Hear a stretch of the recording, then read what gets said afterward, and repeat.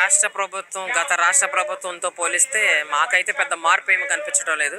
ప్రత్యేకంగా టెట్ మీద వాళ్ళు తీసుకొచ్చేవన్నీ కూడా విద్యా సంస్కరణల పేరుతో మా మీద చేసేవన్నీ కూడా కేవలం కమిషనర్ అయితే మారారు తప్పితే విధానాలు మాత్రం అలాగే ఉన్నాయి. ప్రతిదీ కూడా డిఈఓలకు కానీ డివైఓలకు కానీ ఎంఈఓలకు కూడా ఏం పని లేదు. కేవలం ఆయన మాత్రమే అంటే సెంట్రలైజ్ చేసేసారు. అన్నీ అక్కడి నుంచే రావాలి. రాబోయే రోజుల్లో 10th క్లాస్కి సంబంధించిన డ్యూటీలు కూడా అక్కడి నుంచి వాళ్ళే వేస్తారంట. కింద ఆఫీసర్లు అందరూ ఏం చేయాలండి? వాళ్ళు కూడా మరి ఆఫీసర్లు వాళ్ళకి బాధ్యతలు ఉంటాయి, వాళ్ళకు కూడా హక్కులు ఉంటాయి. సో ఈ విధంగా ఉంది.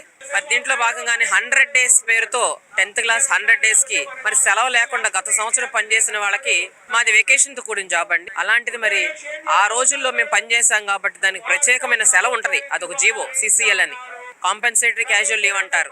అది ఇవ్వండి నేను ఎన్నిసార్లు అడిగినప్పటికీ ఇప్పటిదాకా ఇవ్వలేదు. మళ్ళీ ప్రస్తుతం ఇప్పుడున్న రోజుల్లో మరి మార్కులు వేయడం, 10th క్లాస్ స్లిప్ టెస్ట్ పెట్టాం అనుకోండి, వాళ్ళు సాయంత్రం వెంటనే అంటే రేపు లోపు అయిపోవాలంట. హై స్కూల్స్లో ఎంతమంది ఉంటారు? 3 సెక్షన్స్ ఉంటాయి, 2 సెక్షన్స్ ఉంటాయి, వెంటనే వేయాలంటే ఈ తీవ్రమైన ఒత్తిడి మరి ఇంత సీనియర్లు అయ్యండి ఎప్పటి నుంచో ఉద్యోగాలు చేస్తున్నప్పటికీ మరి పరిగెత్తినట్టుగా పిల్లలు కూడా అలసిపోతున్నారు సార్. పొద్దున్న 8 గంటల నుంచి సాయంత్రం 5 గంటల దాకా మరి విపరీతమైన ఒత్తిడి పిల్లల విద్యార్థుల మీద. సో ఈ రకమైన పరిస్థితి విద్యా సంస్థల పేరుతో తీసుకొస్తుంది.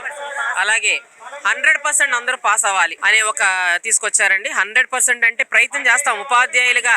మరి గతంలో మీరు చూస్తున్నారు ప్రైవేట్ పాఠశాలకు ధీటుగా 590 మార్కులు తెచ్చుకున్న ఒక విద్యార్థి కూడా గవర్నమెంట్ పాఠశాలలో చదివిన విద్యార్థులు ఉన్నారు. సో ఆ రకంగా ఉపాధ్యాయ లోకం పనిచేస్తున్నప్పటికీ ఇంకా ఏదో చేయాలి అని చెప్పి మా మీద తీవ్రమైన ఒత్తిడి తీసుకురావడం, బోధనేతర పనుల పేరుతో రకరకాలవి అంటే యాప్ల్లో అసలు గతంలో మేము యాప్ల మీద ఎన్నో చేస్తే మీకు యాప్లే లేకుండా చేస్తామని చెప్పిన ప్రభుత్వం ఇవాళ 10 నిమిషాలకోసారి మా మీద తీసుకొచ్చి అప్లోడ్ చేయాలి. అన్నిటికంటే మించి ఒక యాప్ పెట్టాము, మీకు అన్ని యాప్లు అక్కర్లేదు, ఒకటే యాప్ పెట్టామన్నారా, ఒకటి దాంట్లోనే చాలా వందలు వచ్చేస్తాయండి. మరి అవన్నీ కూడా ఇలాంటి చాలా ఇబ్బందికరమైన పరిస్థితులు, పాఠశాలలో పాఠం చెప్పలేని పరిస్థితి, అసలు ఫోనే వాడకూడదు, ఫోన్ వాడకూడదు, బహిష్కరించాలనే పరిస్థితి నుంచి ఇవాళ ఆ ఫోన్ లేకపోతే, ఫోన్లో మనం చేయకపోతే మన పాఠశాల మరి 2-3 నిమిషాల్లోనే మొత్తం జిల్లా అంతా తెలిసిపోతుంటది. అలాంటి పరిస్థితి.